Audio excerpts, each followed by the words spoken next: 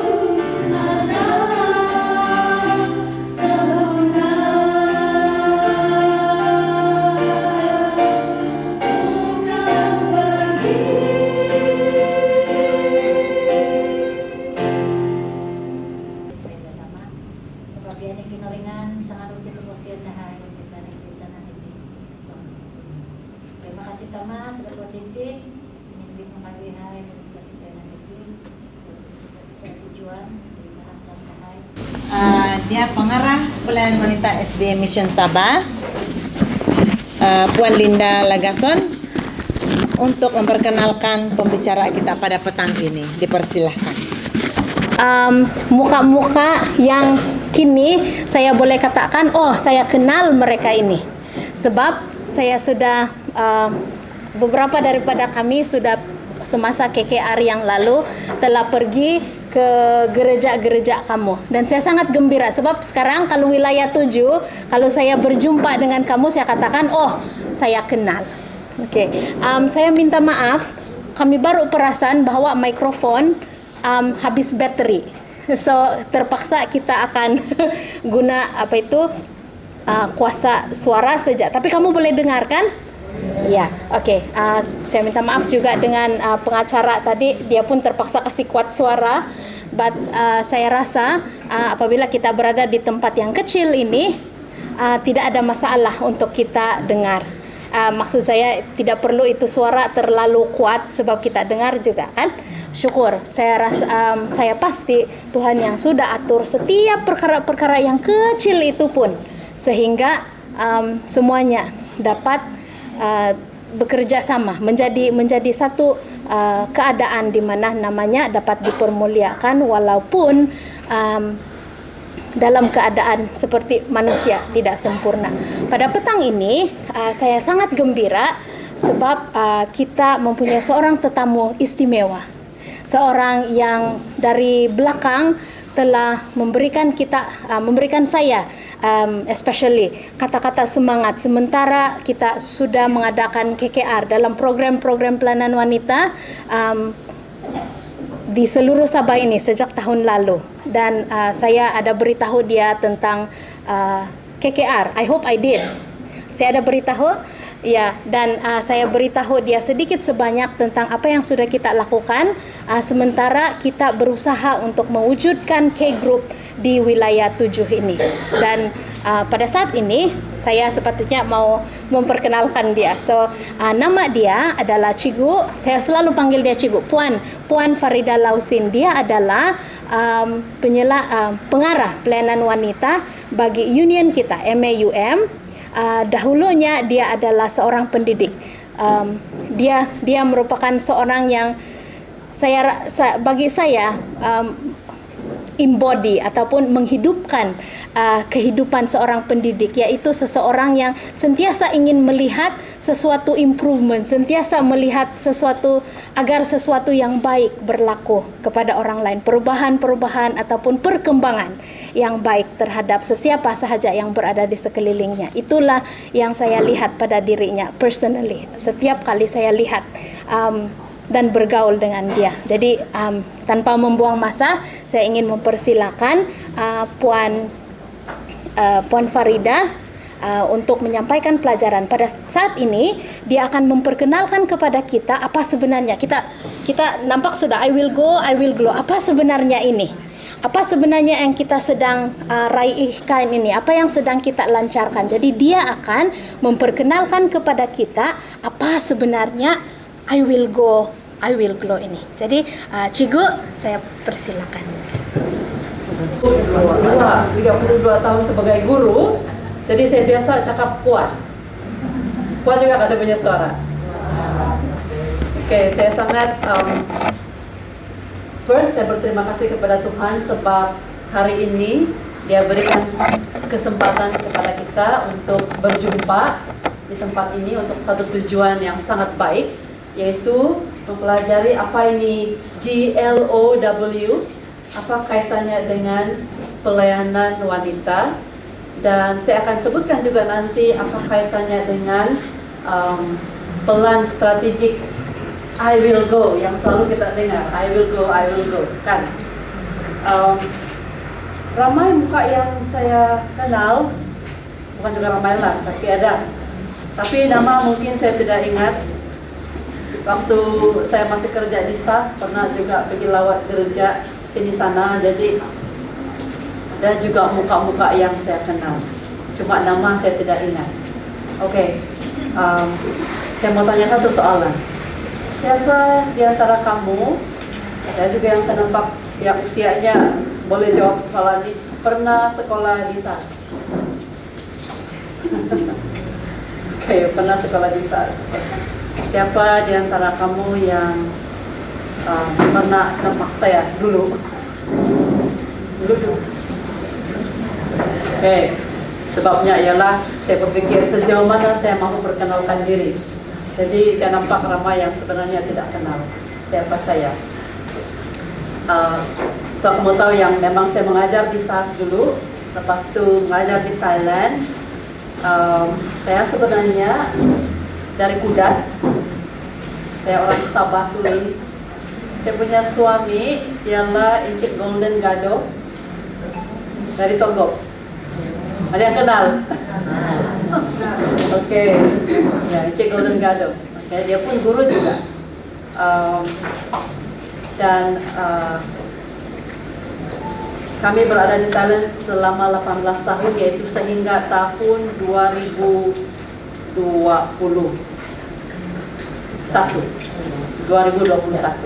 Oke, kamu kira lah 18 tahun ke belakang. Pada hujung tahun 2021, union baru telah ditubuhkan, yaitu MAUM. Kan, kamu dengarkan? Dulu SAUM. Oke, SAUM tidak ada lagi, diganti dengan MAUM dan SEUM, dan ada satu lagi conference di Singapura. Jadi MAUM adalah union yang baru, dan union ini menjaga Malaysia dan Brunei. Sekarang berada di Malaysia. Kami datang ke Malaysia selepas begitu lama di Thailand pada tahun lalu 2022 pada bulan April. Dan tempat yang diberikan kepada kami ialah di Seremban, di mana Ibu Pejabat MAUM terletak.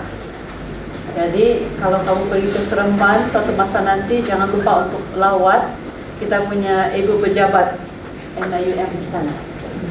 Oke. Dan suami saya, Encik Golden Gado, dia dalam jabatan pendidikan dan komunikasi. So mungkin ada masa juga dia datang lawat Sabah, lawat gereja-gereja di sini, dan kamu akan jumpa dia juga. Dan saya pula dipanggil untuk menjaga jabatan pelayanan kanak-kanak dan pelayanan wanita.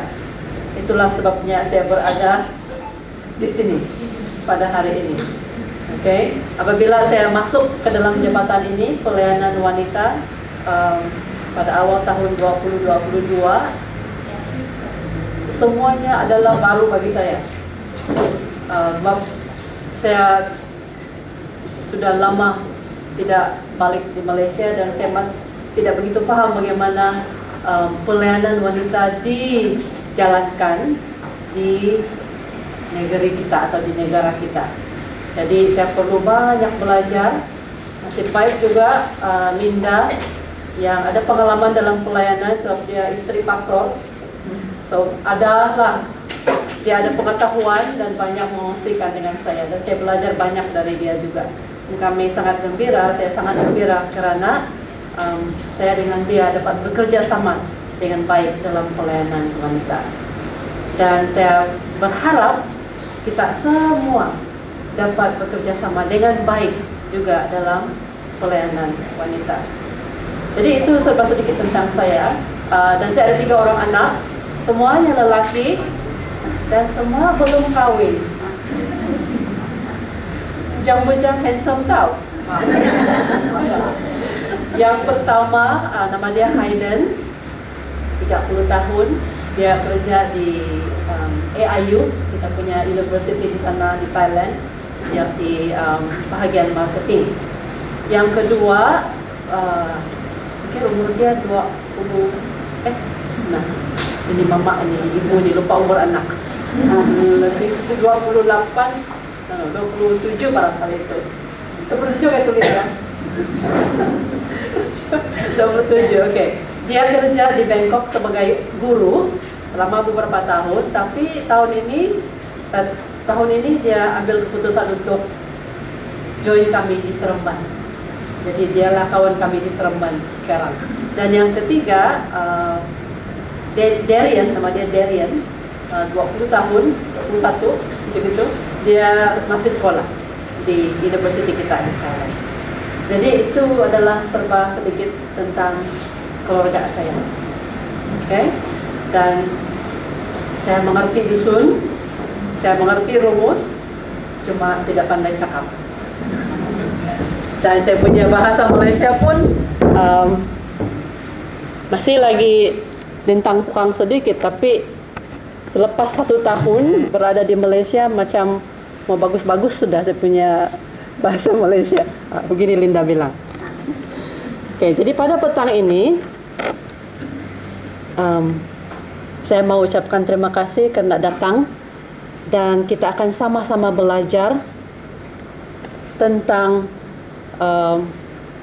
peranan kita sebagai wanita dalam penginjilan.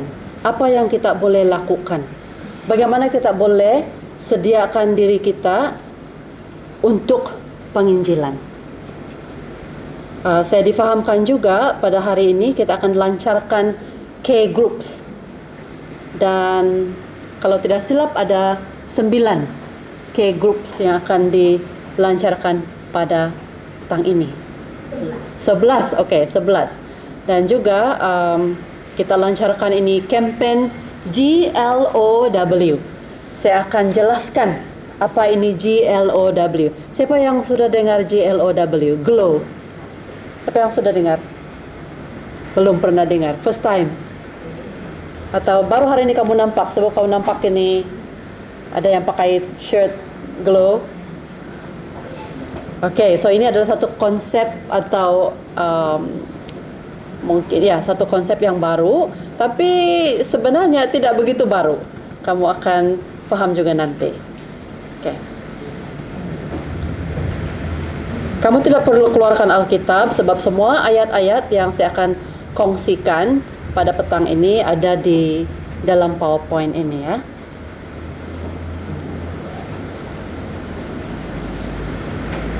Ini kunci kita akan menang.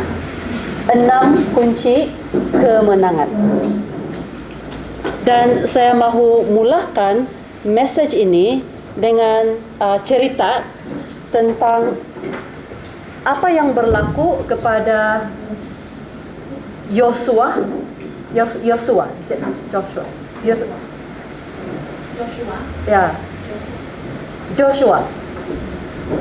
Bukan Yesua. Joshua. Yosua. Oke, Yosua.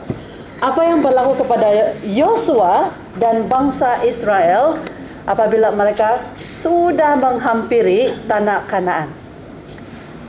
Kita ingat lagi itu cerita bagaimana Musa telah membawa bangsa Israel keluar dari Egypt, kan? Dan mereka mahu pergi ke tanah Kanaan. Mereka mahu menakluki tanah Kanaan sebab tanah itu sudah dijanjikan akan menjadi milik mereka oleh Tuhan. Tetapi Musa tidak sampai ke tanah Kanaan. Jadi dia diganti oleh seorang ketua yang baru, yaitu Yosua. Okay? Dan Yosua adalah seorang pemimpin yang baik juga, yang setia kepada Tuhan dan bergantung kepada Tuhan. Dan pada waktu ini mereka sudah pun menyeberangi sungai. Siapa ingat apa nama itu sungai yang mereka harus seberangi? Sungai Jordan. Okay? Mereka sudah berjaya menyeberangi sungai Jordan. So, sekarang sudah berada di seberang sungai Jordan, Yosua dengan bangsa Israel. Jadi berarti kalau sudah limpas itu sungai Jordan, dekat sudah itu tanah Kanaan. Atau mungkin pun sudah berada di sekitar tanah Kanaan. Tetapi sebelum mereka boleh menakluki semua tanah Kanaan, mereka harus menakluki kota-kota yang ada di sana. Okay? Jadi di kawasan di tanah Kanaan ini ada banyak kota, dan mereka harus takluki itu satu per satu. Dan yang pertama yang mereka harus takluki ialah kota Yeriko. Kota Yeriko. Okay? Jadi kamu bayangkan pada waktu ini mereka berada depan kota Yeriko. Yosua dengan bala tenteranya dengan bangsa Israel. Inilah kota pertama yang harus kita takluki. Selepas ini takluki yang lain dan yang lain dan yang lain, sehinggalah seluruh tanah Kanaan itu menjadi milik bangsa Israel. Tetapi ada cabaran. Oke, ada sedikit cabaran. Alkitab menceritakan kota-kota Kanaan, termasuklah kota Yeriko, seperti berikut. Bagaimana keadaan kota itu? Kota-kota itu besar dan mempunyai kubu-kubu yang sampai ke langit. Bukan sahaja besar, dikelilingi oleh kubu yang sampai ke langit. Boleh bayangkan macam mana tinggi itu sampai ke langit? Tinggi lah kan? Tinggi. Jadi itu satu cabaran sudah. Mahu menakluki kota Kanaan, tapi kita harus tembus ini kubu-kubu yang tinggi sehingga ke langit. Bukan itu sahaja, Puan Ellen White menulis bahawa orang-orang Kanaan mempunyai kuda dan kereta perang besi.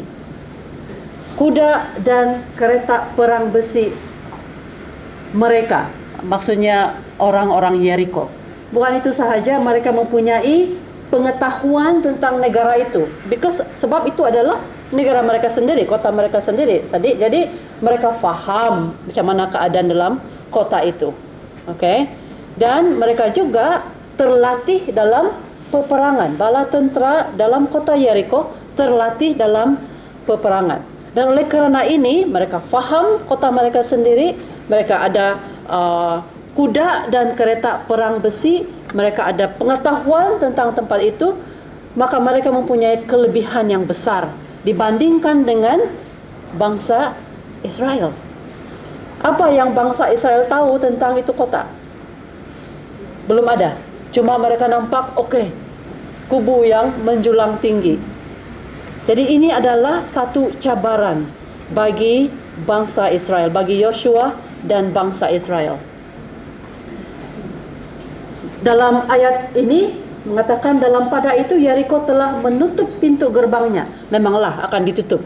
Kalau mereka tahu bangsa Israel ada di luar, mereka tutup gerbang dan mereka tidak benarkan sesiapa keluar dan masuk.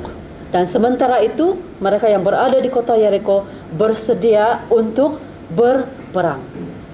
Jadi jelas sekali kota itu sukar untuk ditakluki. Bukan saja karena strukturnya, tetapi oleh karena kelengkapan bala tenteranya dan juga pengetahuan yang ada pada orang-orang dalam kota Yeriko, terutama askar-askar Yeriko.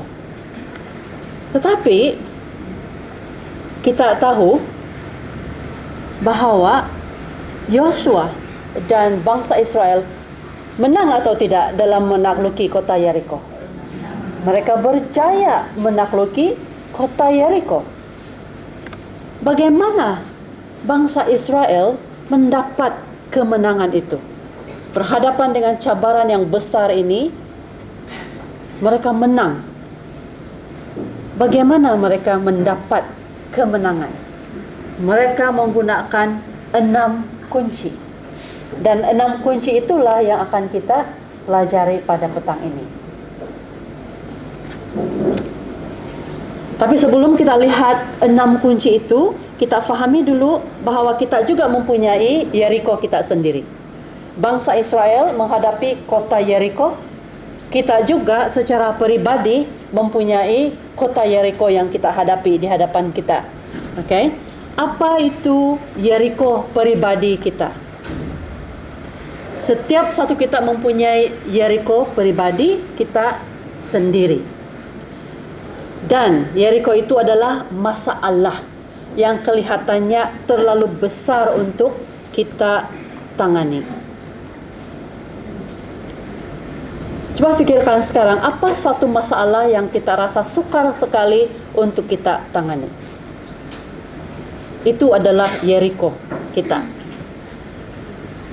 Dan contoh-contohnya mungkin pekerjaan kita merupakan penghalang.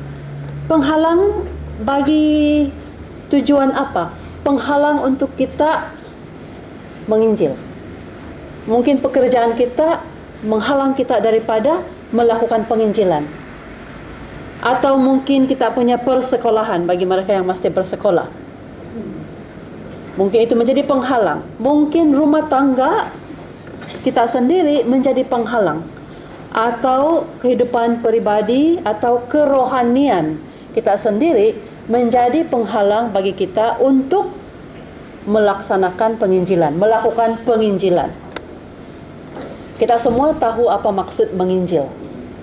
Apa maksud menginjil? Kalau dalam bahasa Inggris, evangelize, menginjil. Apa maksud menginjil? Kita memberitahu orang lain tentang kebenaran dengan tujuan akhirnya supaya mereka menerima kebenaran dan menerima Yesus dalam hidup mereka. Kalau kita sudah berjaya melakukan itu, kita sudah berjaya menginjil. Ada lagi proses selepasnya lah, tetapi sekurang-kurangnya kita sudah mulakan atau bantu orang itu memulakan perjalanannya dengan Tuhan. Jadi mungkin ada di antara ini yang menjadi penghalang bagi kita untuk menginjil. Jika iya, maka ini adalah kita punya Yeriko yang harus kita takluki. Kita harus menang. Bagaimana kita boleh mendapat kemenangan dalam menangani Yeriko pribadi? Kita gunakan 6 kunci yang akan saya kongsikan nanti. Sebelum kita lihat 6 kunci itu, kita juga ada yang dipanggil Yeriko jemaat. Sebagai sebuah jemaat, sebagai satu gereja, kita juga ada Yeriko. Kita juga ada cabaran yang mungkin menghalang atau kita rasa dia sebagai penghalang. untuk kita melaksanakan penginjilan. Apa itu Yeriko jemaat? Sesuatu situasi yang kelihatan mustahil untuk ditakluki. Sebagai sebuah gereja, secara kolektif kita menghadapi Yeriko jemaat, yaitu situasi yang kelihatan mustahil untuk ditakluki. Apa itu Yeriko jemaat? Saya bagi 3 contoh ya. Contoh pertama ialah kita lihat di sekeliling kita terlalu ramai orang yang tidak mengenali Yesus. Sangat ramai tidak mengenali Yesus, dan kita rasa sebagai satu jemaat pun tidak dapat menakluki mereka sebab terlalu ramai. Itu satu, Yeriko jemaat. Yeriko jemaat yang kedua ialah apabila sukar untuk mendapatkan kerjasama kolektif dalam gereja, dalam jemaat. Jadi tidak bersatu hati, tidak bekerja sama untuk melakukan penginjilan. Sebab sukar mau dapatkan kerjasama. Dan yang ketiga ialah dalam jemaat, anggota-anggota gereja rasa tidak layak, atau mereka rasa tidak pandai untuk menginjil. Jadi oleh kerana mereka rasa tidak layak, tidak pandai, mereka kata lebih baik diam-diam sahaja, sebab itu lebih baik daripada menghadapi kegagalan. Jadi ada Yeriko pribadi, ada Yeriko jemaat yang menghalang kita untuk melakukan penginjilan. Atau kalau bukan menghalang pun, buat kita takut untuk melakukan penginjilan. Okay? Tetapi bila kita tahu 6 kunci ini, kita tidak akan takut. Tidak akan takut menghadapi Yeriko pribadi atau Yeriko jemaat.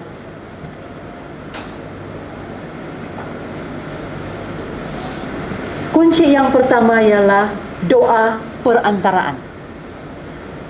Dan istilah lain baginya ialah doa syafaat. Saya tidak biasa dengan ini perkataan. Saya lebih selesa guna perkataan perantaraan, tapi maksudnya sama. Ini kunci yang pertama, doa perantaraan. Kalau kita ada kunci ini, besar, saya katakan besar, kemungkinan kita akan menang. Sebab ada lagi kunci-kunci yang lain. Okay? Kita lihat mengapa Yosua berada dekat kota Yeriko. Sebelum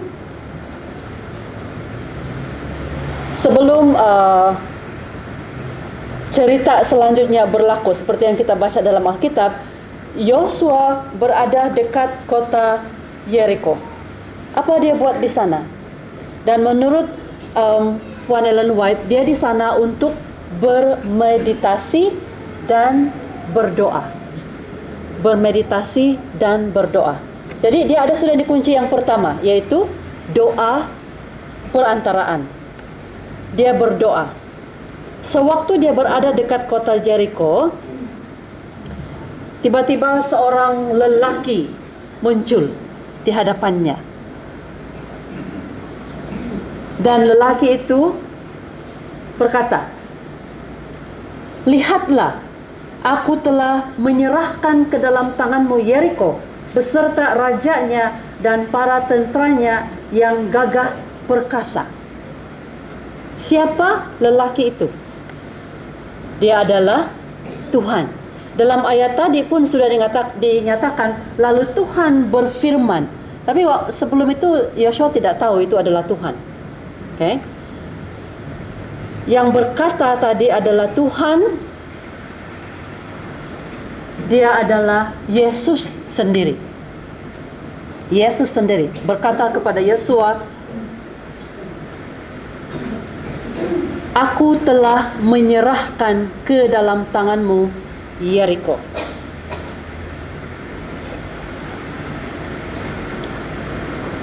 Lelaki itu tadi adalah Kristus seorang yang ditinggikan, yang berdiri di hadapan pemimpin Israel itu, yaitu Yosua. Apa yang mereka buat? Mereka berkomunikasi, mereka berbual. Kita baca beberapa ayat lagi mengenai ini. Ketika Yosua dekat Yeriko, ia melayangkan pandangnya. Dilihatnya seorang laki-laki berdiri di depannya dengan pedang terhunus di tangannya. Yosua mendekatinya dan bertanya kepadanya, "Kawankah engkau atau lawan?" Dia berkata sesuatu. Jawabnya, "Bukan, tetapi akulah panglima bala tentera Tuhan. Sekarang aku datang." Lalu sujudlah Yosua dengan mukanya ke tanah, menyembah dan berkata kepadanya, "Apakah yang akan dikatakan tuanku kepada hambanya ini?" Ada interaksi, ada komunikasi di antara mereka ini, kan? Jadi bukan Yosua sahaja berkata-kata, bukan Tuhan sahaja berkata-kata, tapi ada interaksi, ada komunikasi di antara mereka berdua. Jadi bagi kita pula, seperti Yosua, kita harus juga berkomunikasi dengan Tuhan, kemudian mengharapkan Dia memberi jawaban. Jadi itu komunikasi dua hala. Doa adalah satu bentuk komunikasi dua hala. Kita berdoa, dan mungkin pada saat kita selesai berdoa, kita tidak dengar Tuhan bercakap dengan kita, tetapi Dia akan menjawab doa itu dengan caranya sendiri. Mungkin Dia akan tunjukkan satu ayat dalam Alkitab, atau mungkin Dia akan beri jawaban itu melalui orang lain. Tapi Tuhan akan menjawab doa kita dengan caranya yang sendiri. Dalam konteks penginjilan adalah baik dan sesuai untuk kita mengamalkan doa perantaraan. Yosua berdoa. Dalam konteks penginjilan kita lakukan doa perantaraan. Dan doa perantaraan adalah doa untuk orang lain. Jadi kita mulakan, macam mana kita amalkan di kunci yang pertama. Kita senaraikan nama orang-orang yang akan kita jemput untuk masuk dalam kita punya K group. Sebab kita bercakap dalam konteks penginjilan. Kita mahu menginjil, kita mahu mengajak. Jadi sebelum kita ajak, kita berdoa dahulu untuk mereka. Berdoa untuk orang-orang yang nama mereka telah kita senaraikan setiap hari. Jadi kita sudah kenal pasti ini, kita tulis nama mereka, kita doakan mereka setiap hari. Dan kita juga boleh jemput seseorang untuk berdoa bersama-sama dengan kita. Dan kita berbual dengan Tuhan. Bagaimana kita boleh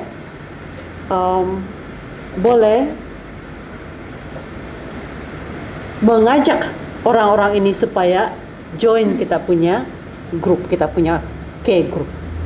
Oke, mulakan dengan doa. Jadi fokus bagi kunci yang pertama ialah berdoa untuk diri sendiri dan doakan orang lain.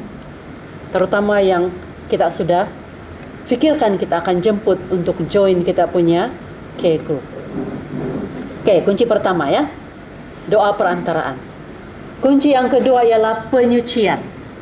Jadi tidak cukup untuk berdoa sahaja. Kita belajar kunci yang kedua, penyucian.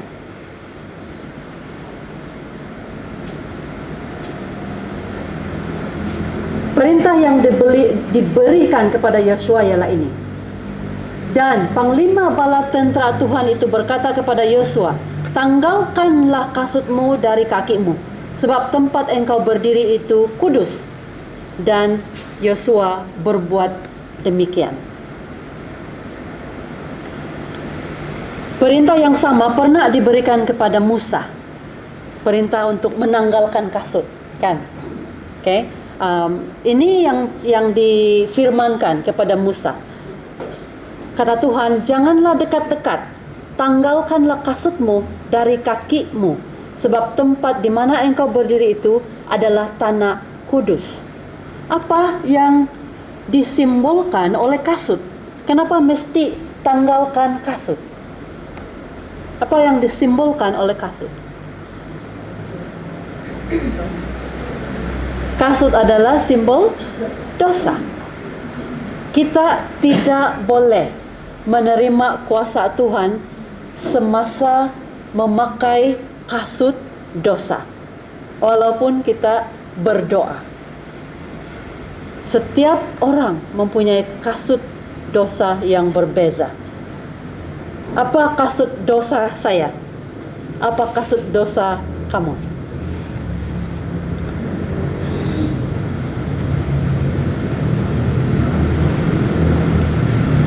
Apakah kasut yang Anda perlu tanggalkan hari ini? Adakah keduniawian atau kemalasan? Adakah kejahatan atau ketidakjujuran? Adakah kesombongan atau persengketaan atau perkara lain?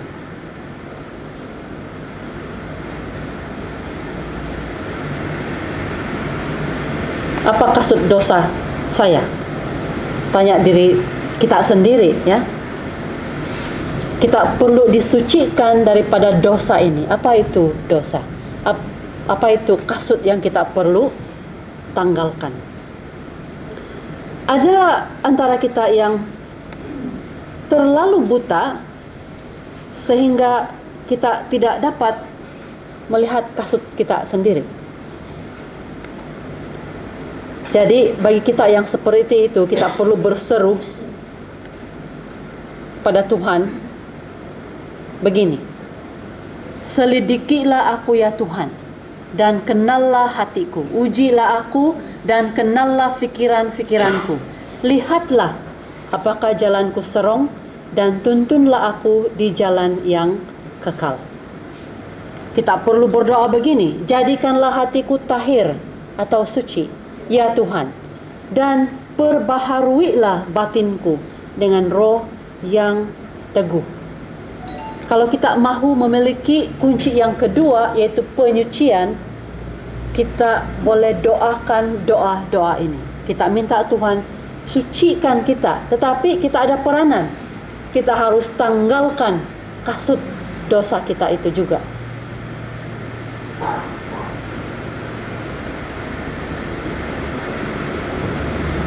Dan kita boleh mengalami penyucian dengan bersendirian dengan Tuhan dalam doa dan pembelajaran Alkitab.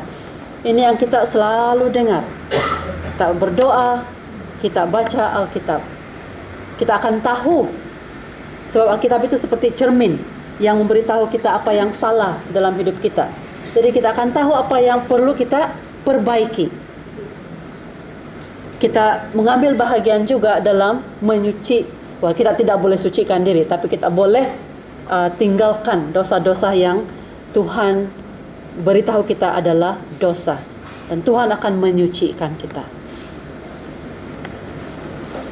Jadi fokus bagi kunci yang kedua ialah hari ini harus menjadi hari penyucian semula. Oke, kita ulang. Apa kunci yang pertama? Doa perantaraan. Kunci yang kedua, penyucian. Kita lihat kunci yang ketiga pula. Ada berapa kunci saya cakap tadi? 6. Oke. Yang ketiga adalah strategi. Kita harus ada strategi. Kita berdoa, kita minta supaya disucikan. Kita sekarang bina strategi, atau mematuhi strategi yang Tuhan berikan, atau strategi yang kita tetapkan bersama dalam penginjilan. Oke, kunci yang ketiga ialah strategi. Kunci ketiga untuk kemenangan. Tuhan Yesus memberitahu Yosua strategi bagaimana menakluki kota Yeriko. Dia bagi tahu plan yang sangat tersusun. Oke? Dan ini dia punya strategi. Yesus memberikan Yosua strategi. Haruslah kamu, begini, saya minta kita semua baca sama-sama supaya kita terbangun. Mari baca sama-sama. 1, 2, baca. Haruslah kamu mengelilingi kota itu, yakni semua prajurit harus menyadari kota itu sekali saja. Demikianlah harus engkau perbuat 6 hari lamanya. Dan 7 orang imam harus membawa 7 sangkakala masing-masing strategi yang Tuhan berikan kepada Yosua. Ini yang kamu harus buat. Satu strategi yang teratur dan terperinci. Jadi untuk menakluk Yeriko pribadi, kita memerlukan strategi.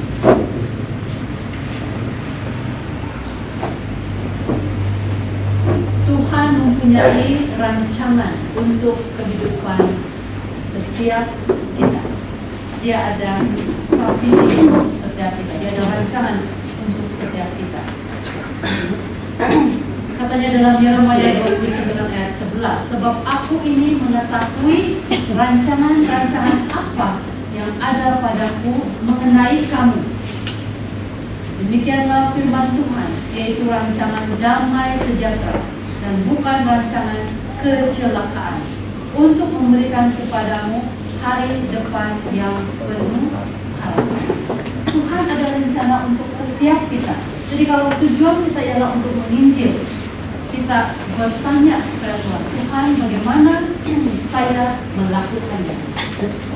Jadi mungkin strategi Tuhan untuk saya lain, strategi untuk kamu lain sedikit, strateginya untuk wanita yang ini lain sedikit. Tetapi Tuhan akan beri idea. Pelayanan wanita pun ada strategi. Okay?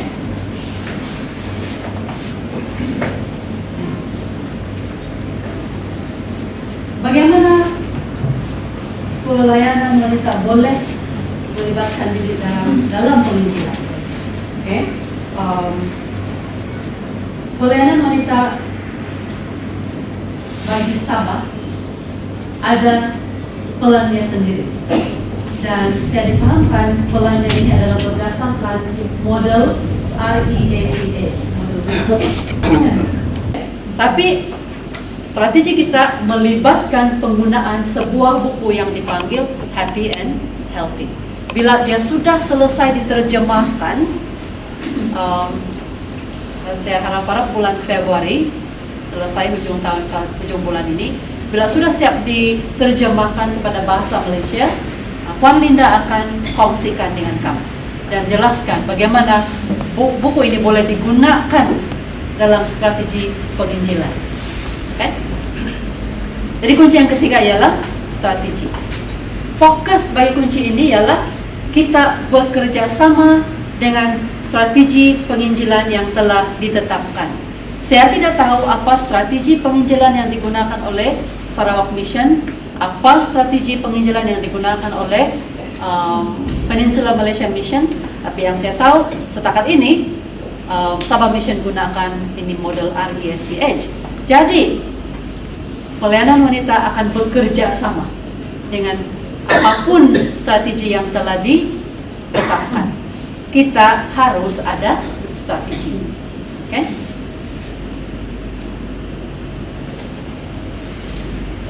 Kunci yang keempat. Okay, ulang lagi sedikit. Apa itu tiga yang pertama? Tiga, the first three. Doa perantaraan, penyucian, strategi. Okay? Dan yang keempat ialah perspirasi. Apa arti ini? Ini sebenarnya dari bahasa Inggris. Kalau perkataan bahasa Inggris, perspiration. Kalau kita perspire, maksudnya kita berpeluh. Okay? So perspirasi maksudnya berpeluh. Jadi kunci yang keempat ialah kita harus berpeluh. Maksudnya ada usaha dari pihak kita. Oke, kita sudah berdoa, kita sudah menyucikan diri, kita sudah bekerja sama dengan strategi yang ditetapkan.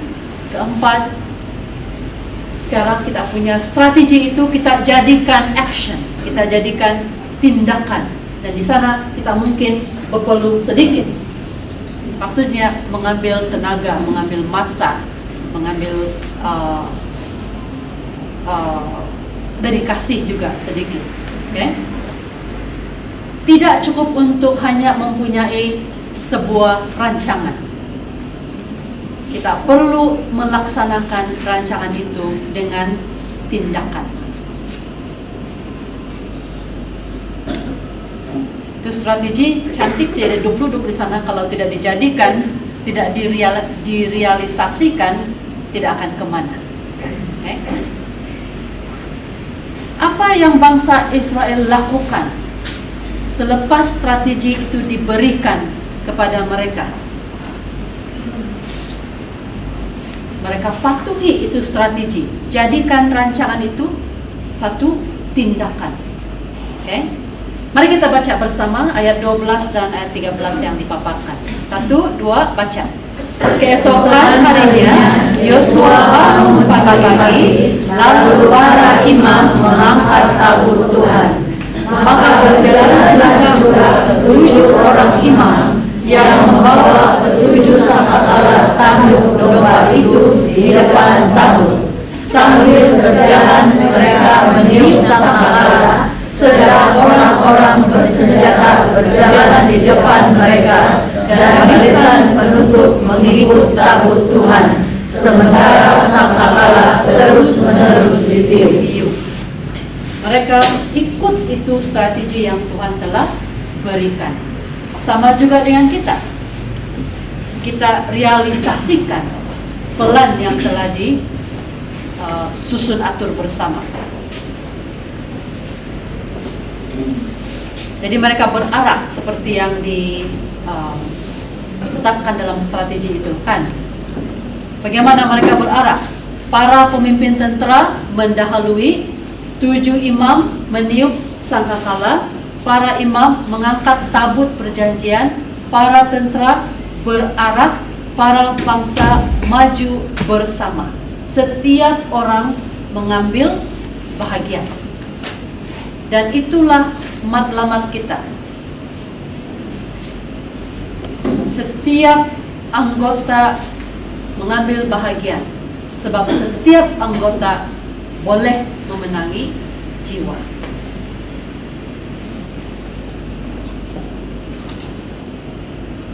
Jadi kunci keempat untuk kemenangan ialah perspirasi, berpeluh. Ada yang cakap, saya ini allergic kepada peluh. Ada yang allergic peluh?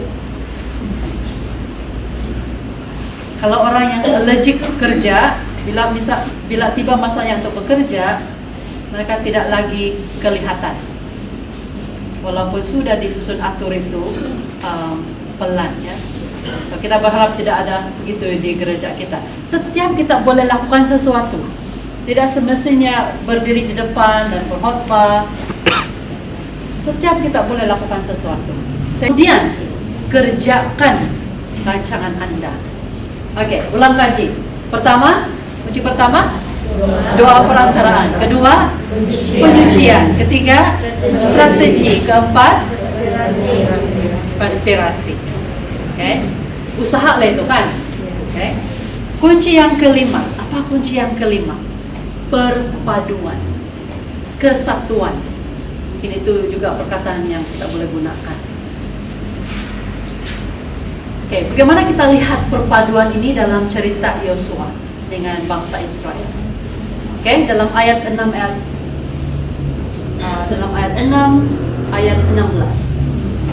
Lalu pada ketujuh kalinya, ketika para imam meniup sangkakala, berkatalah Yosua kepada bangsa itu, bersoraklah sebab Tuhan telah menyerahkan kota ini kepadamu. Berapa orang yang bersorak? Seluruh bangsa bersorak. Seluruh bangsa Israel bersorak. Yang lelaki, yang perempuan, yang anak-anak, yang muda, yang tua bersorak. Bukan beberapa orang sahaja, beribu-ribu suara berpadu. Jadi kita dengar satu paduan suara, mereka bersorak bersama-sama. Bukan beberapa orang bersorak dan beberapa orang bernyanyi. No, ada yang bersorak, ada yang bernyanyi. Tidak. Ada yang bersorak, ada yang bercakap-cakap. Tidak. Ada yang bersorak dan ada yang bergelak ketawa. Tidak. Semua satu perbuatan sahaja, yaitu bersorak. Bukankah itu menggambarkan perpaduan? Okay? Itu menggambarkan perpaduan. Sehati, sekata, satu suara. Okay? Dan apabila mereka bersorak, apa yang berlaku? Mari kita baca, sebab ini semakin exciting saya rasa. Oke, kita baca bersama. Lalu bersoraklah bangsa itu, sedang sangkakala ditiup. Segera sesudah bangsa itu mendengar bunyi sangkakala, bersoraklah mereka dengan sorak yang nyaring. Maka runtuhlah tembok itu, lalu mereka memanjat masuk ke dalam kota, masing-masing langsung ke depan dan merebut kota itu. Tembok Yeriko runtuh. Apabila mereka bersorak, apa yang berlaku? Tembok itu runtuh. Jadi fokus kunci yang ke berapa? Kelima ialah bersatu kita menang. Bersatu kita menang. Jadi kalau ada pun strategi yang baik dan kalau ada pun usaha untuk melaksanakan strategi itu, tetapi tidak ada perpaduan, tidak ada unity, kita tidak akan menang. Atau mungkin kalau menang pun menang kecil sahaja, padahal kita boleh lakukan lebih dari itu kalau ada perpaduan. Dan kunci yang keenam adalah kunci yang utama. Setakat ini kita telah lihat 5 kunci kemenangan, tetapi 5 kunci ini sebenarnya tidak berkesan kalau tidak ada kunci yang utama ini, kunci yang keenam. Bagaimanapun kita melakukan yang kelima-lima, jika tidak ada kunci yang keenam, kita tidak akan mendapat kemenangan yang besar. Boleh teka apa kunci yang keenam? Kita lihat ayat ini ya, dalam Yosua 6 ayat 16. Tuhan telah menyerahkan kota itu kepadamu. Nah, ini dia punya clue. Kunci keenam. Tuhan telah menyerahkan kota itu kepadamu. Adakah bangsa Israel telah menakluki kota itu dengan usaha mereka sendiri, walaupun usaha itu berdasarkan perintah Tuhan? Tidak. Tuhan telah menyerahkan kota itu kepadamu. Apakah kunci utama ini? Dan juga kunci yang keenam, ya. Keenam dan kunci yang utama. Campur tangan Tuhan. Campur tangan Tuhan. Bermakna walaupun kita ada 5 kunci tadi, kalau Tuhan tidak campur tangan, tidak ada kemenangan. Kunci yang keenam adalah campur tangan Tuhan. Ini kunci utama untuk kemenangan. Dalam kehidupan pribadi kita, dalam usaha kita untuk menjangkau jiwa, kita harus ada 5 kunci ini dan kunci utama, yaitu campur tangan Tuhan. Bagaimana Tuhan campur tangan dalam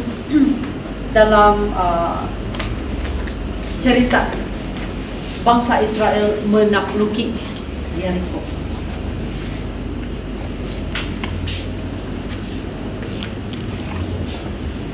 Dalam peristiwa itu sebenarnya terdapat dua pemimpin bangsa Israel, yaitu pemimpin yang dilihat, yaitu Yosua sendiri, dan pemimpin yang tidak dapat dilihat, yaitu Yesus.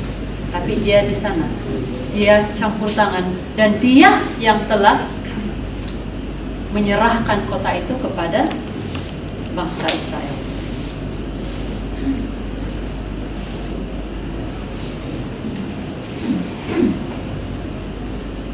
Bangsa Israel tidak dapat melihat bala tentara yang mengawal mereka di bawah pimpinan anak Allah. Tetapi Yesus ada di situ. Anak Allah ada di situ membantu mereka. Betapa mudahnya bala tentara surga menghancurkan tembok-tembok Yeriko. Siapa yang hancurkan itu tembok-tembok Yeriko? Bala tentara surga. Nah, ada yang mengatakan bunyi sorakan yang sangat kuat itu menghasilkan gelombang bunyi yang sangat kuat yang memecahkan tembok itu. Mungkin itu boleh terjadi sebab gelombang bunyi ini kalau terlalu kuat dia boleh pecahkan objek. Kamu pernah kan nampak itu video yang orang pegang gelas terus dia nyanyi kuat-kuat, terus itu gelombang bunyi kalau kena itu kaca yang nipis dia boleh pecah juga. Okay? Tapi ini tembok bukan kaca. So mungkin ada juga peranan itu gelombang bunyi di sana, tetapi yang menghancurkan tembok-tembok Yeriko bukan gelombang-gelombang bunyi dari sorakan, tapi bala tentara surga. Campur tangan Tuhan. Sementara kita menghadapi Yeriko pribadi kita, ketika kita menghadapi pergelutan demi pergelutan, kita tidak bersendirian. Kita harus ingat kita tidak pernah bersendirian. Dan sementara kita menghadapi Yeriko penginjilan, apa yang menghalang kita daripada menjangkau, daripada menginjil? Kita mungkin rasa sendirian dalam cabaran itu, tetapi tidak, kita tidak bersendirian. Tuhan semesta alam menyertai kita. Allah Yakub ialah tempat perlindungan kita. Bersama-sama dengan kita adalah tentara dari syurga. Bukankah itu suatu yang sangat memberi motivasi? Kalau kita pikirkan bersama-sama dengan saya adalah bala tentara syurga, bersama-sama dengan jemaat gereja saya adalah bala tentara syurga yang akan memastikan saya akan menang, berjaya menakluki orang ini supaya dia menerima kebenaran, supaya saya berjaya menakluki kota ini supaya orang-orang dalam kota ini menerima kebenaran. Tuhan yang maha berkuasa menyertai kita. Kita jangan lupa itu. Jadi apa dia 6 kunci kemenangan? Doa perantaraan, penyucian, strategi, konspirasi, dan perpaduan campur tangan Tuhan. Ada keunikan untuk jabatan pelayanan wanita. Jabatan lain pun mungkin dia letak I will go reach my family. Itu bagi jabatan family ministries, ya. Saya tidak tahu apa jabatan-jabatan lain yang tambah di hujung I will go. Tapi kalau pelayanan wanita peringkat GC, dia tambah reach my world. I will go reach my world. Atau aku akan pergi jangkau dunia. Okay, ini peringkat GC. Tapi sama juga I will go plan juga, right? And then peringkat SSD, peringkat division, sebab selepas GC ialah division, peringkat SSD kita dia ambil keputusan untuk ubah sedikit itu extension. So I will go, tapi dia tambah I will glow. Tapi tidak lari daripada strategic plan seluruh kita punya world church. Ya, itu juga itu. So jangan pikir yang kalau kita dengar I will glow ini something yang lain daripada I will go. Tidak. Sama saja, cuma dia kasih tambah I will glow untuk pelayanan wanita di SSD. Jadi bagi kita MAUM yang di bawah SSD, kita ambil ini nama juga. Ya, jadi peringkat union Jabatan Pelayanan Wanita, kita guna ini slogan lah kan, I will go, I will glow. Peringkat mission, sama ada di Sarawak, di Sabah atau di Semenanjung pun ambil ini, I will go, I will glow. Tapi again, bukan berasingan daripada pelan gereja sedunia, I will go. Sama sahaja. Oke? Di mana kita kata I will go atau I will glow, sama saja itu. Cuma I will glow untuk wanita. Kalau jabatan-jabatan lain mungkin lain lagi dia punya penghujung. Apa ini glow? Oke? Glow adalah akronim bagi Go Light Our World. Oke? GLOW. Bahasa Malaysia. Pergi menerangi Dunia kita. Oke. Aku akan pergi menerangi dunia kita. Pergi untuk menerangi dunia kita. Oke, itu pelayanan wanita punya slogan. Alright? So dari hari ini kamu akan katakan atau kamu akan dengar I will go, I will glow. I will go, I will go light our world. Dan untuk pelayanan wanita kita ada ini, what do you call this? Banner. Logo. Oh, deh. Logo lah kan? Logo. Kita ada logo untuk pelayanan wanita glow. Ini dari tahun lalu lagi sebenarnya, tetapi di Sabah telah ditentukan yang slogan ini akan dilancarkan apa ini? Peringkat wilayah. Ya, peringkat wilayah, bukan se-Sabah. Di Sarawak dia lakukan ini satu kali tahun lalu bulan Oktober. Dia kasih launch ini I will glow se-Sarawak. Ya, jadi itu kumpulan yang besar lah, beratus-ratus orang datang. Di Semenanjung, cara mereka launch lebih senyap. Okay? Mereka launch by church.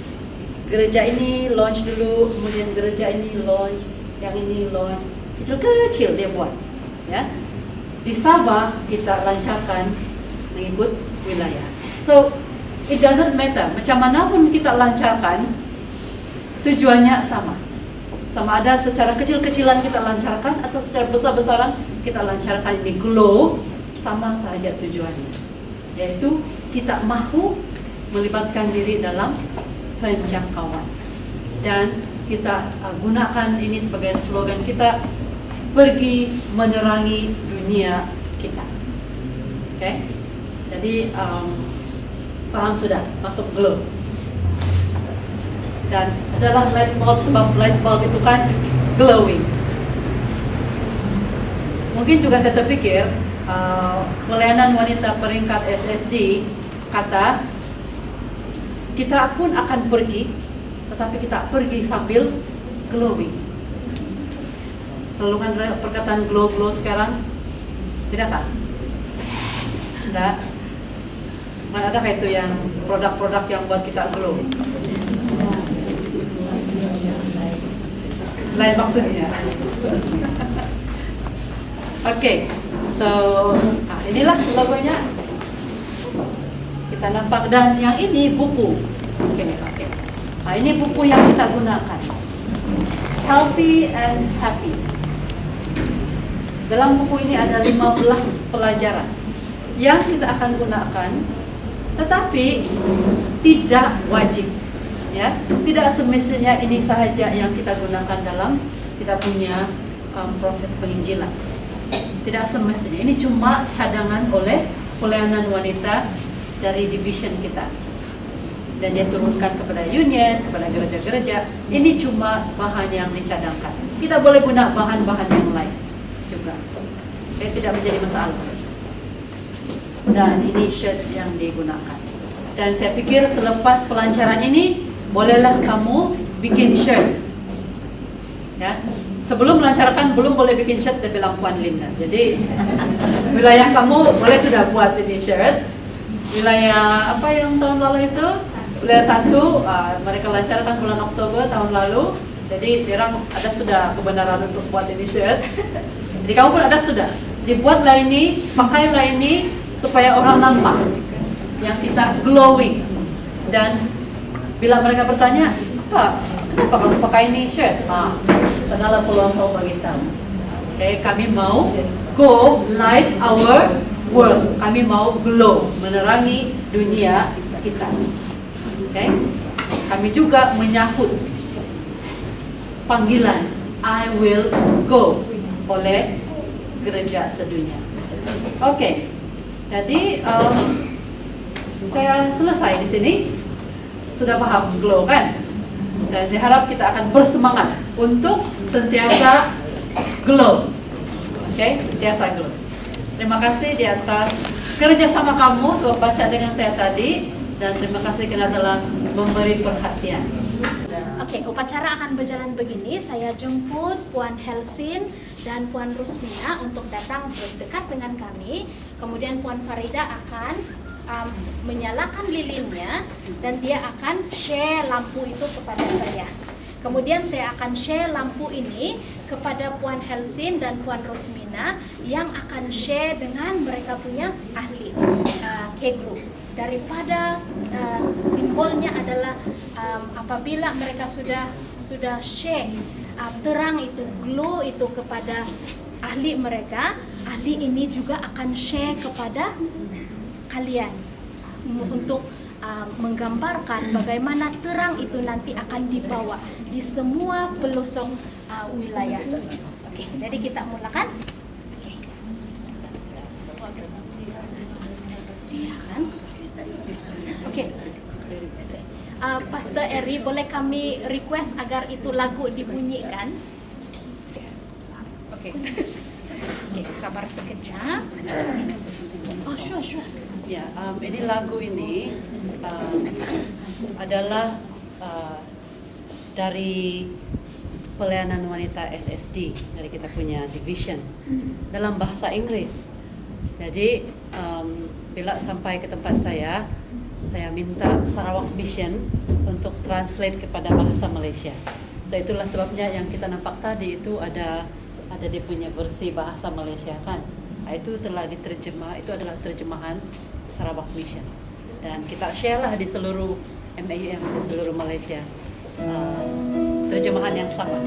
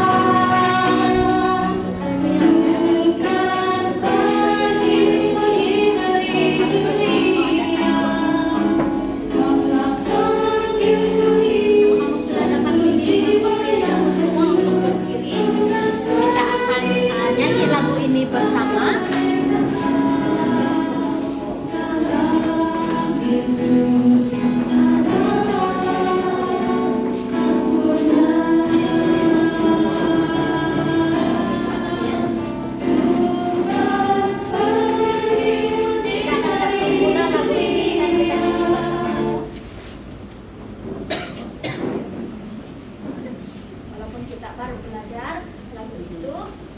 Kakak-adik bersama ya.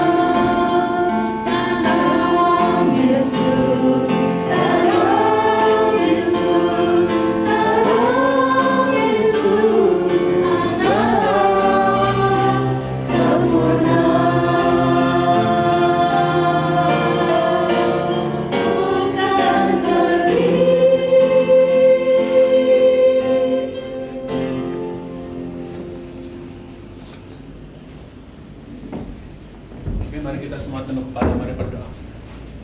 Tuhan yang bertakhta di dalam kerajaan surga, terima kasih Tuhan karena Engkau sudah perkumpulkan kami di ruangan ini pada waktu ini dengan satu tujuan, yaitu untuk mempergunakan setiap satu yang kami miliki, setiap satu talenta-talenta kami untuk pekerjaan Tuhan. Dan Tuhan, sementara K-Group untuk wilayah 7 telah pun dilancarkan, khususnya di dalam pelayanan wanita. Kami mau berdoa di sini Tuhan, agar apa yang telah dimulakan pada hari ini akan menjadi terang, seperti mana terang yang mereka sedang pegang pada waktu ini, melalui lilin-lilin yang mereka sedang pegang.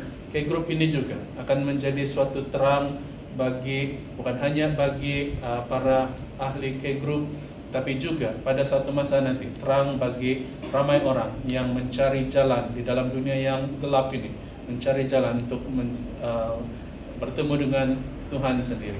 Tuhan, saya dedikasikan setiap satu para pemimpin K-Group yang sudah memberikan komitmen mereka untuk K-Group mereka, agar Tuhan menggunakan mereka. Terlebih Tuhan memberikan mereka kebijaksanaan bagaimana untuk bukan hanya memulakan, tetapi untuk meneruskan K-Group mereka, sehingga K-Group itu tidak berakhir dengan hanya K-Group mereka sahaja, tetapi dapat membuahkan lebih banyak hasil dan juga dapat memimpin lebih ramai orang untuk datang kepada Engkau. Tuhan, bersama dengan setiap satu yang sudah hadir pada petang ini, sehingga kehadiran mereka akan menjadi berkat bagi mereka, terlebih juga menjadi berkat bagi orang-orang lain yang nantinya akan bertemu dengan mereka. Tuhan, kami berterima kasih kerana kekuatan-Mu lah yang telah menguatkan kami untuk dapat melakukan apa yang Engkau telah percayakan, apa yang telah Engkau amanahkan bagi setiap satu kami. Kami mau terus serahkan kehidupan kami, setiap satu talenta-talenta kami dan setiap satu tenaga kami untuk pekerjaan Tuhan, dan biar nama Tuhan yang dipermuliakan sementara kami melakukan sebaik mungkin yang kami boleh lakukan. Terima kasih Tuhan, Engkau sudah hadir bersama dengan kami, sudah bersama dengan kami memelihara kami. Kerana semua ini kami minta Di dalam nama Yesus Tuhan dan Juru Selamat kami semua. Amin.